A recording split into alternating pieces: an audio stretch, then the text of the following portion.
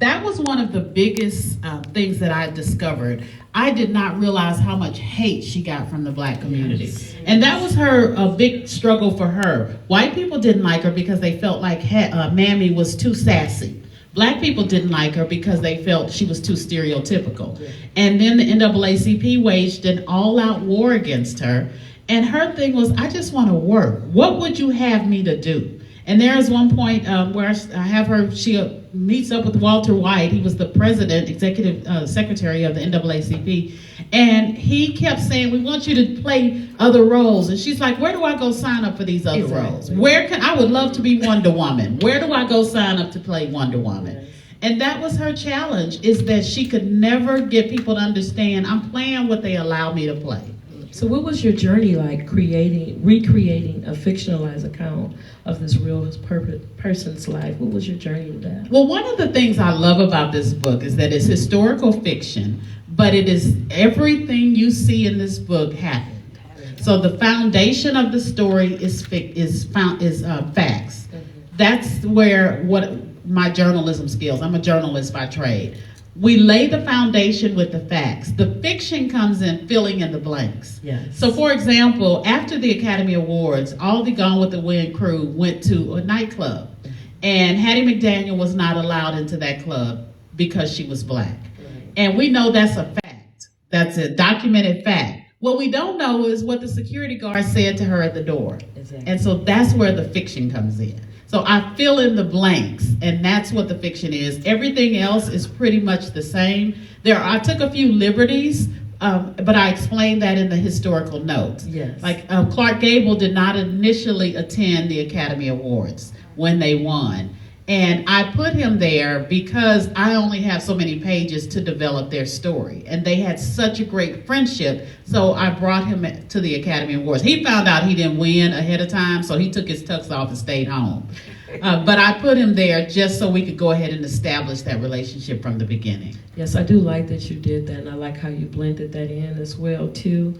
Prior to reading this book, I didn't know that they even had an existing friendship. So, it was educational and put another layer for that for me. Because like you, the Gone with the Wind, the whole Mammy character, I appreciated her courage into playing such a role. But then I was angry that they relegated her only to that. Because you could tell she had depth as a woman whenever they play back those clips of her acceptance speech at the Academy Award. That wasn't an ignorant, just base person. She was full of depth. And not to say that Mammies were ignorant, because they had strength I could never endure. Right. I could never endure that. And I think now over the years our culture has grown to appreciate the good and the bad in all of those. They hate the relegation that they limited those women, but most of us wouldn't be here if they didn't endure. Right. And my daughter made a comment one time. Somebody made her mad, and she was like, I am not my ancestors, so they better get it. I said, you are not your ancestor, because you can't stand being without Wi-Fi for an hour. So no, you are not your ancestors.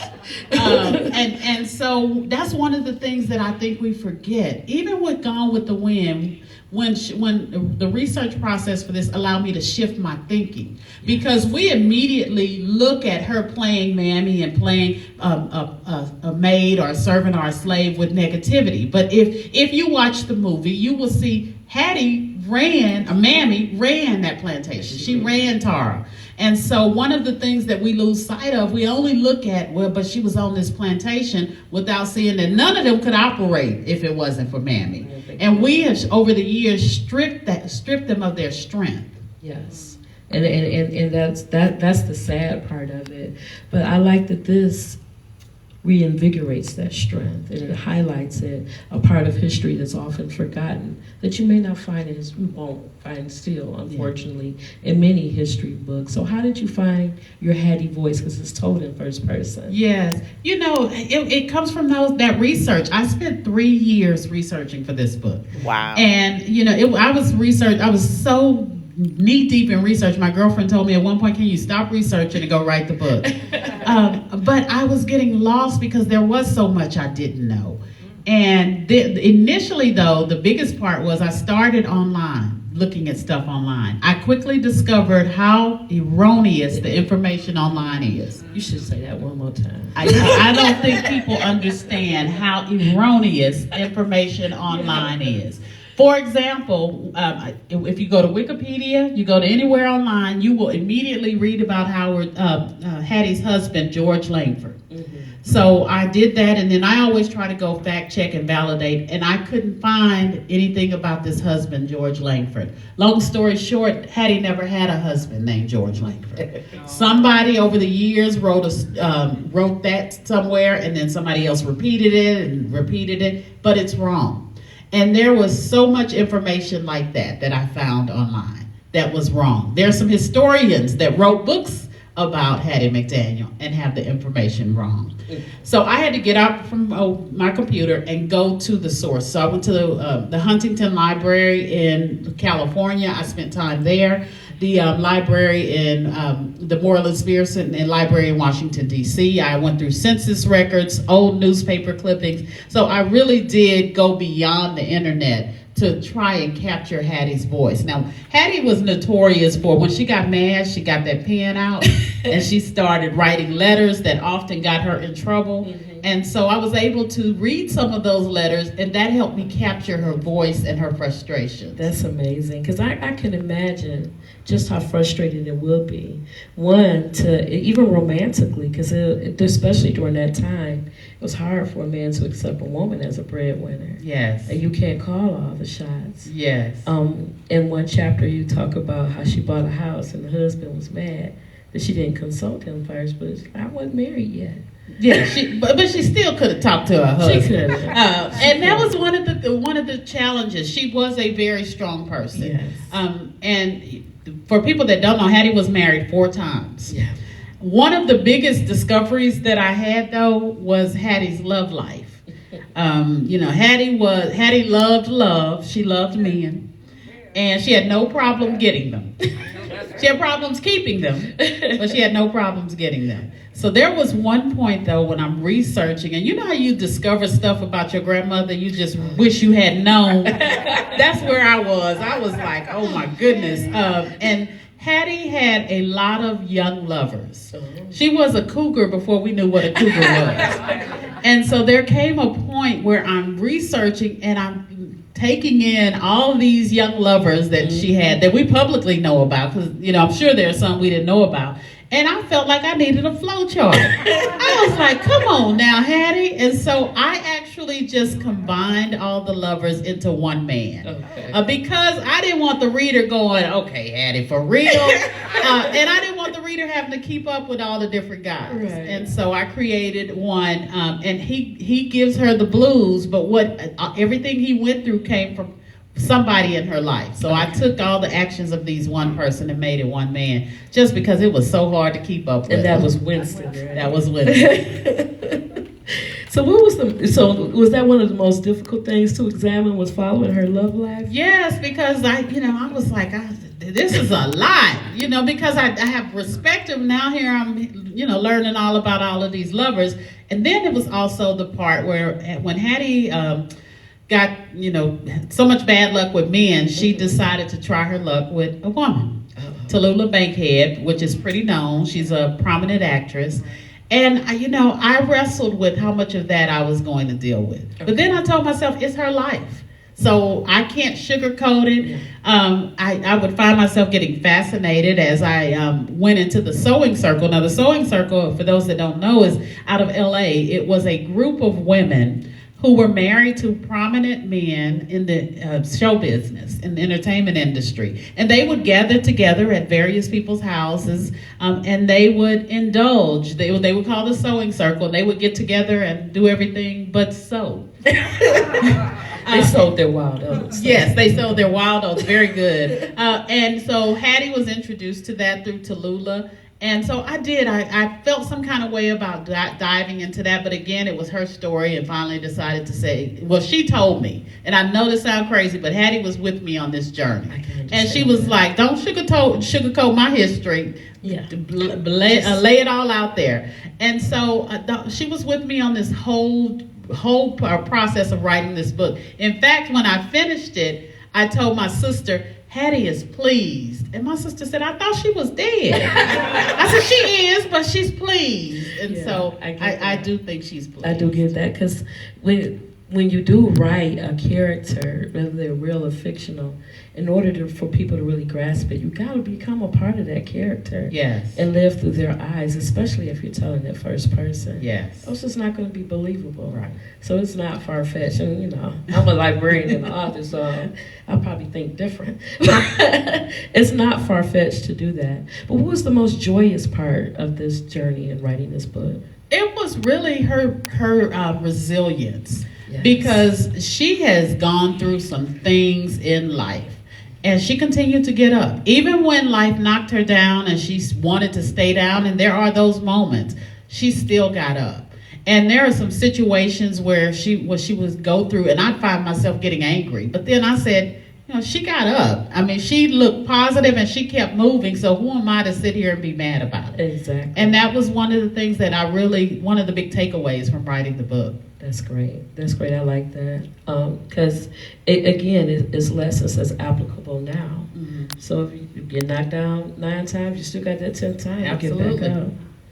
So is that one of the lessons that you learned, that you brought in this piece that came to life? Yes, definitely, to always get back up. Yes. And then the other is for us to take off our 21st century lens. Now, even if you still aren't a big fan of Gone with the Wind, look at it differently, because what did we expect her to do?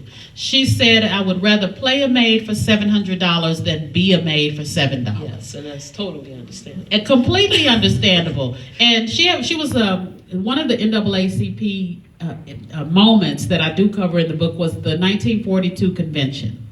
And that was one of the most shocking parts of writing this, was that convention. They invited Hattie McDaniel to the convention. The NAACP president, Walter White, got on stage, and she thought she was about to be recognized. And instead, he called Lena Horne to the stage. And he said, before it was more than 10,000 people at this convention, he said, this is the image that we want Hollywood to see. This is the image of black women that we think is beautiful, not Mammy. And she's sitting there and has to hold her head high. And Lena was a little shocked because she didn't know she was going to be used in that manner. But that was their struggle. And Hattie at one point told them, we're inside magazine material. She and her friends, because friendship is an essential part of this story. But she said, this is all we are getting. We're only able to be maids, servants, and slaves. So we have to be the best maids and servants and slaves we can be until we can get to a better position. And that's what they were always striving for. Yes, and that's because when you touched on the colorism in that instant, and it took me to another place too, because I did like the Stormy Weather and other movies that Lena Horne did, but for them to do that in that instance was a discredit to their whole organization, because black people as a whole, we are of a whole different rainbow in and of itself, and the colorism in that moment, and then we revisited towards the end of her life with that still is a tragedy today, unfortunately.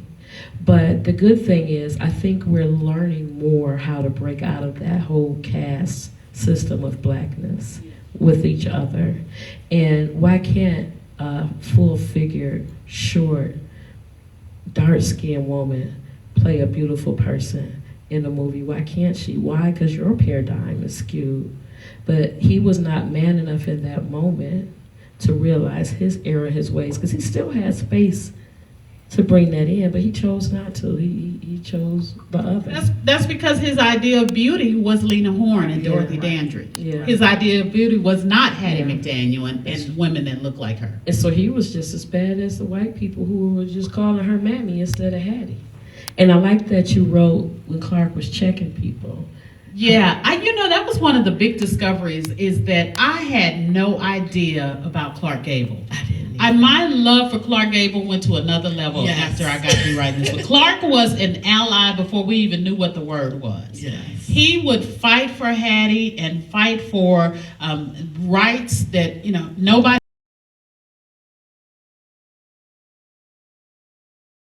Atlanta. And Clark Gable said, well, if she can't go, I'm not going. And she's like, you gotta go. You're one of the stars. You're the king of Hollywood. And she had to talk him into going because he said, if you can't go, I'm not going. And he did that type of thing all the time. I like that, his ability to stand up. And online, too, they had a lot of crazy stuff about their relationship that I didn't even bother to read. Because it was full of fallacy, you could tell. Yeah, people tried to say that they had something romantic going on, and they were just really good friends. Yes. They loved to laugh. And he had this whole thing with being the king of Hollywood, but when he was with her, he could just be Clark. And that's what he really enjoyed about their friendship. Yes, that's great. How has Hattie's sacrifice helped her successors? How do you think? Well, number one, it definitely opened doors. It got people to see the talent. Now, it took years for I guess what she wanted to be materialized, and I don't know that it even has gotten there yet. We just had the 9th best supporting actress ever to win, Black best supporting actress, in 84 years. So it's bittersweet because I don't think we're where Hattie would have hoped we would be. But you have to get in the door, and she opened the door for us to begin the path. It's slow go, but it's still, the door was open. Yes, and unfortunately, a lot of the successors had stereotypical roles as well, male and female.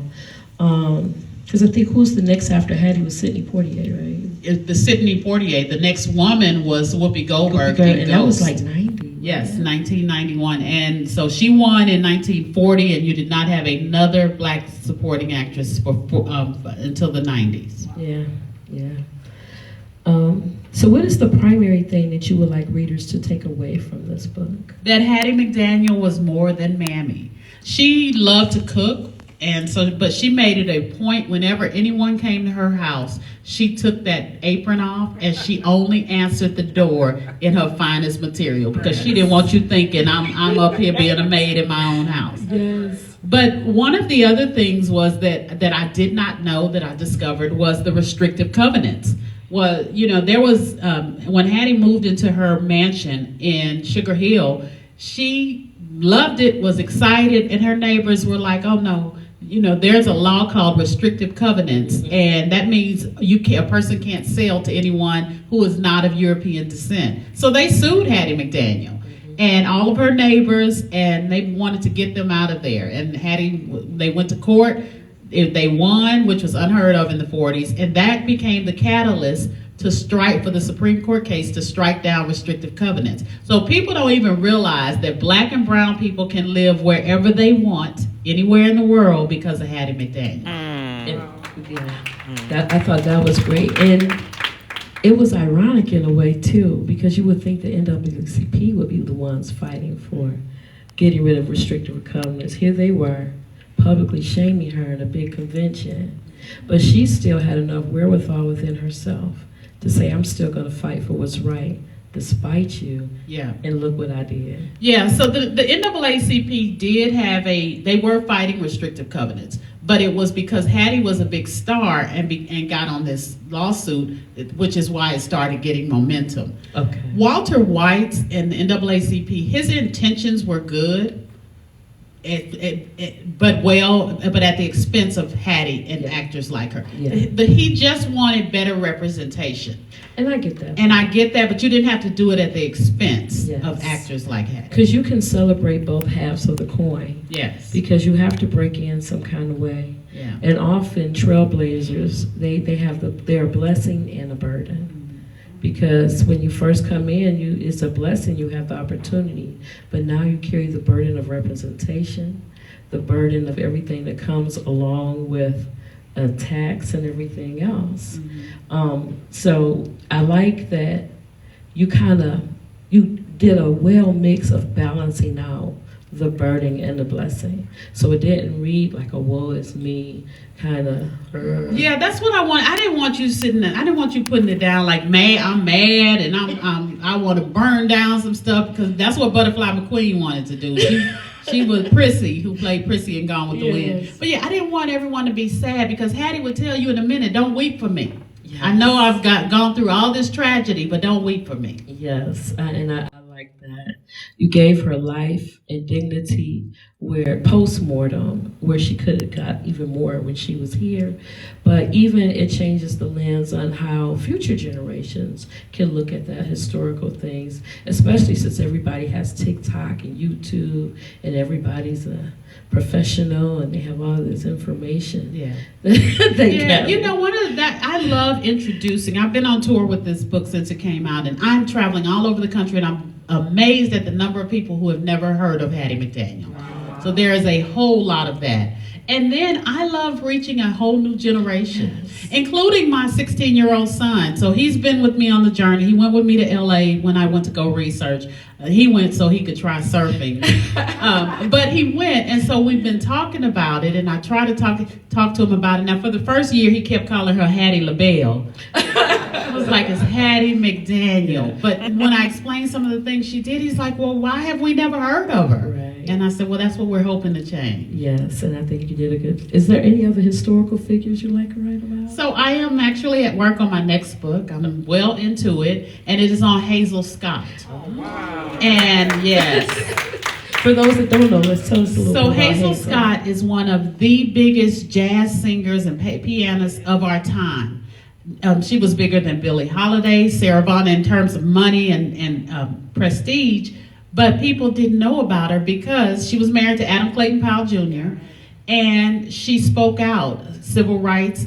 She was very vocal, and they deemed her a communist and all, but ran her out of the country and erased her from history. So as I was researching her, I was finding all this information. I'm like, this is someone else. You know, I know a lot of jazz connoisseurs know about her, but I was like, this is someone that everybody should know about.